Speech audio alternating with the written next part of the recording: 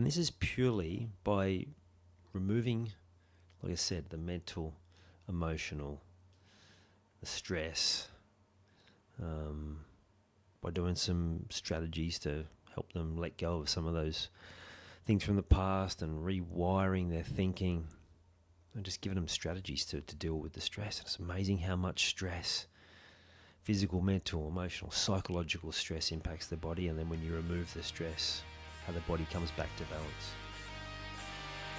I'm Ian Hawkins, and this is Sport is Life. The purpose of sport, as I see it, is to see your vision become a reality, find your voice, create strong connections, and learn to trust your body.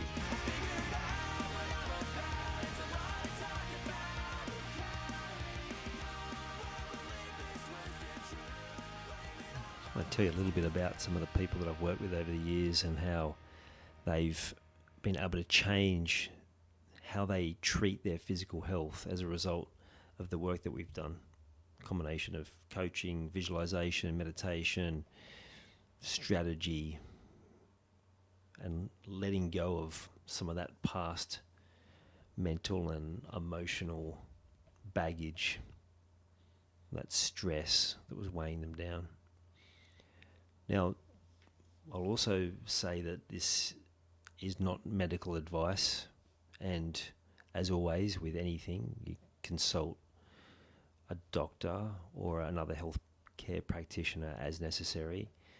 I do want to share some experiences, may just have you thinking a little bit differently.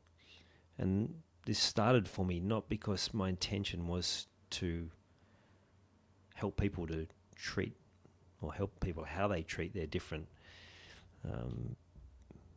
conditions, illnesses, injuries. But it came as a result of people just giving me feedback about what had happened. And it started when I was running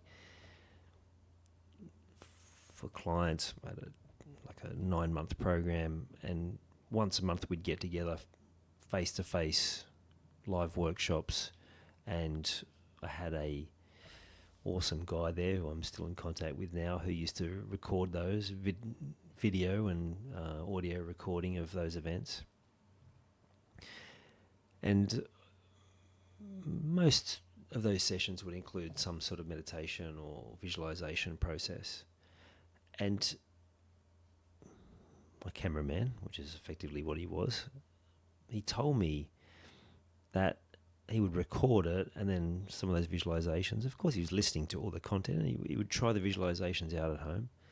And he said, what's really interesting is that I tried the visualization, and he said, I'm type 2 diabetic, so usually I have to take medication to balance his blood sugar. And again, the exact details of exactly what that is, I can't recall.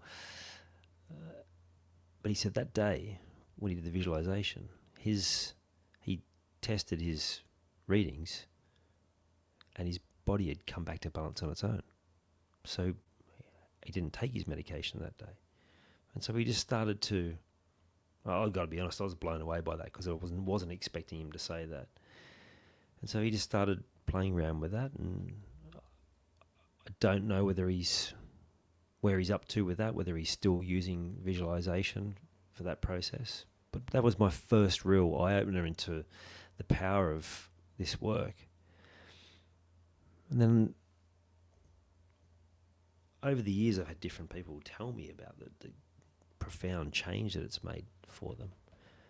And this is just a small snapshot of some of those people. So that first one, the type 2 diabetes, I had a woman tell me, again, nothing that I'd directed her to do, nothing that I'd suggested that she did.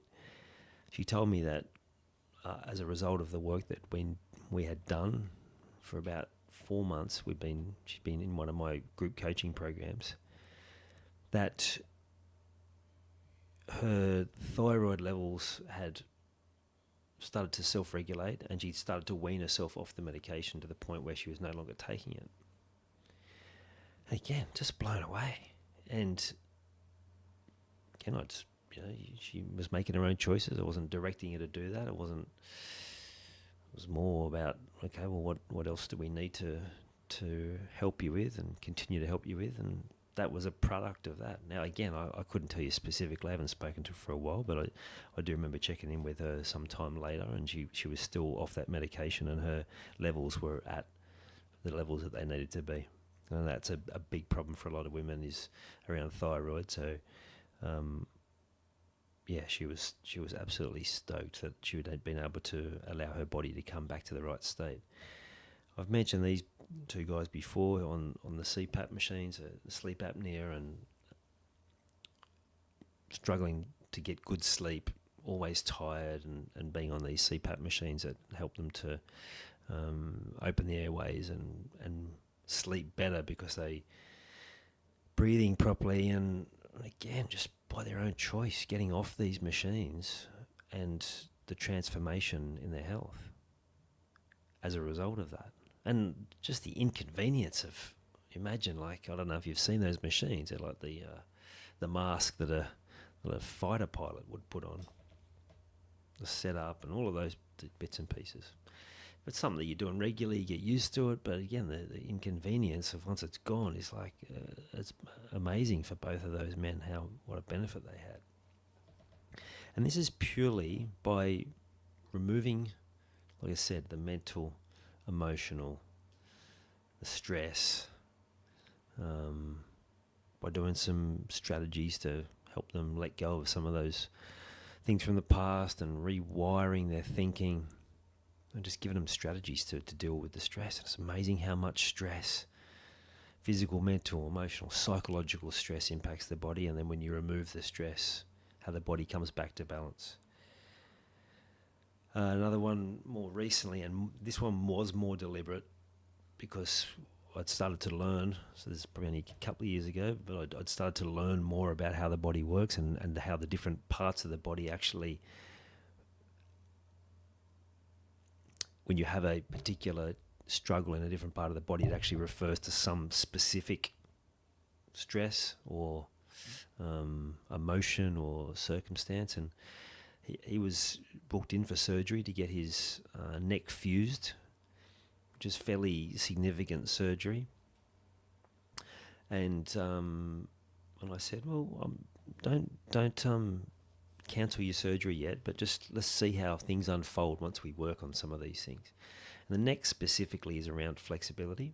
So if you're being inflexible, then your neck will tighten and tense.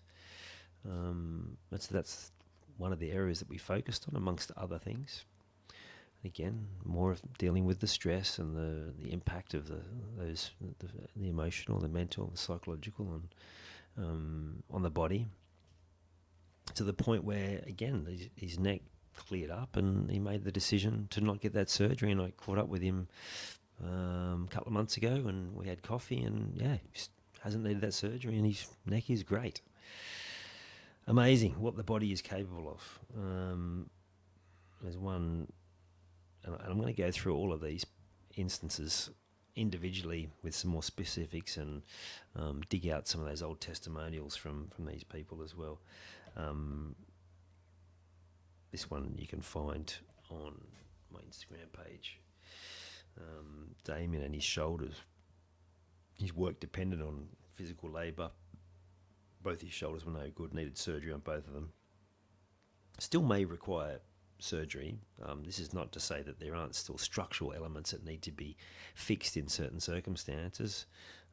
Just off the top of my head, thinking of another guy I've worked with that got both his had to do significant rehab on his back and his nose. He got surgery in his nose, but he got himself into that state where, one, he was ready to actually do the work that required, and two, he got himself to that place where he was he'd let go enough of what he needed to let go of to commit and, in a way, feel worthy of having that strength of his body.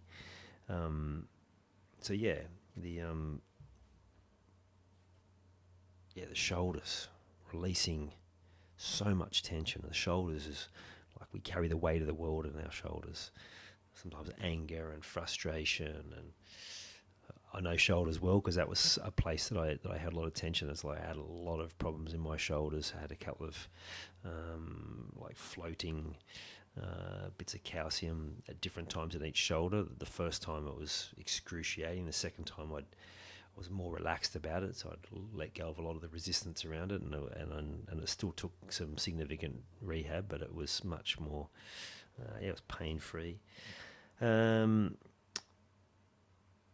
Two women that I helped who had hip pain, one of them had tried countless, like 6 to 12 months of rehab, physio, massage, all sorts of things, and nothing had cleared it up. And then we went through a couple of processes and hasn't had hip pain there again.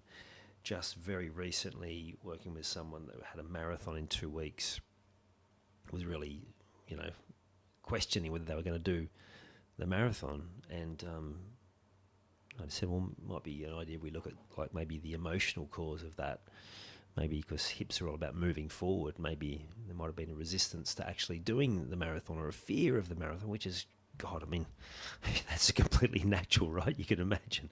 Like, I much prefer my runs shorter, but I could imagine that there'd be a certain amount of trepidation going into something like that. And then she messaged me later the day of the marathon saying, I just completed the marathon, no hip pain. Wow. Still did the rehab, still going to physio, but by, like I said, she was questioning 2 weeks out whether she was even going to do the marathon. We did one session, and she was like, "Oh, not the best news. It hasn't really improved." I said, "It's all right. We'll have another go." And then second time it started improving much quicker. And the fact that 2 weeks later, because she thought she was physio, it said basically you'll be able to do it. You'll have pain, but you'll be able to run it. Like basically saying it's a mental thing, which it often is, because the mind will give up well before the body does. And got it through it pain free. And then the last one was more recently. So an elite athlete that I'm working with that was having these patterns of getting sick, like throat problems, tonsil problems, sort of regularly. We just talked about the potential that maybe that was like a sabotage thing. Every time their sport was starting to go well, having this sickness. Again, didn't say don't do the surgery, just said let's be open to that maybe changing. Made that decision to not get the surgery, and hasn't been sick in a long time. So the pattern has changed. We addressed the root cause of that pattern. And let's be honest, any surgery comes with a risk and can be intrusive. And not about you, but my preference is to have as few of those as possible. I've had enough in my time, breaking my nose countless times and having to get that cleared up because it was so busted I could barely breathe. A couple of broken legs only one of them required surgery, but then I had to get a plate in, then I had to get a plate taken out.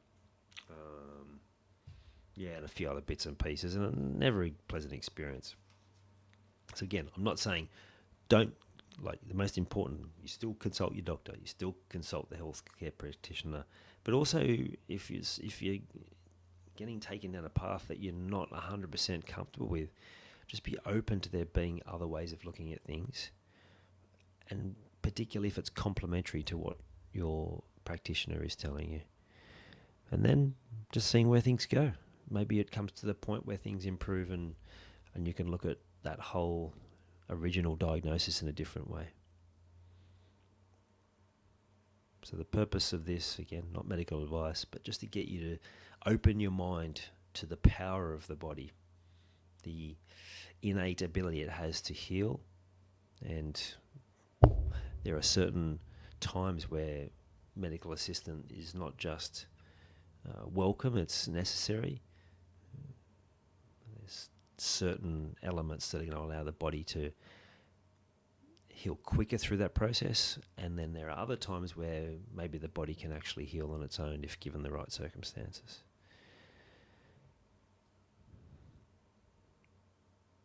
I'll leave it there.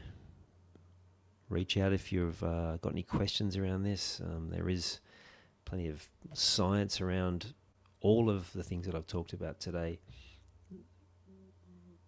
I'm more than happy to share any of those details and steer in the right direction. And if you've got a chronic pain or injury or illness or something that keeps repeating, seemingly almost like clockwork at a certain period of time, then yeah, reach out. Let's have a chat and see if it's something that might be able to help you with to break that pattern and get your body in a state that's going to take you through the rest of your life, where you've got confidence in your body, you've got trust in your body, and you can see a much brighter future as a result. You've taken the time to listen to this whole episode. Now it's time to take action. Commit to one thing you've learned today and make it happen. And to avoid any obstructions, join the Sport is Life movement by clicking on the link in the show notes.